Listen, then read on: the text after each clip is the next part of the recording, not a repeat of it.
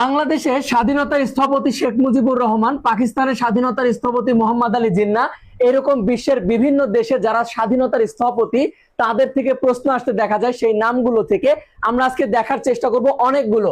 এরপরে দেখেন মালয়েশিয়া হচ্ছে টেঙ্কু আব্দুর রহমান, এরপরে তিমুর যেটা অর্থাৎ পূর্ব তিমুর, জানানা গুসামাওয়া এটা, এরপরে হচ্ছে ইন্দোনেশিয়া যেটা আহমেদ সুকর্ণ, এরপরে চীনে যেটা সেটা হচ্ছে সানিয়াত সেন, শ্রীলঙ্কায় হচ্ছে জন স্টেফেন সেনানায়ক যিনাকে বলা হচ্ছে, সিঙ্গাপুরে হচ্ছে লিকুয়ান ইউ, এরপরে হচ্ছে যে ভিয়েতনামে যিনি উনি হচ্ছে হো চি মিং, যেটা আঙ্কেল হো নামে পরিচিত আপনাদের কাছে। এরপরে হচ্ছে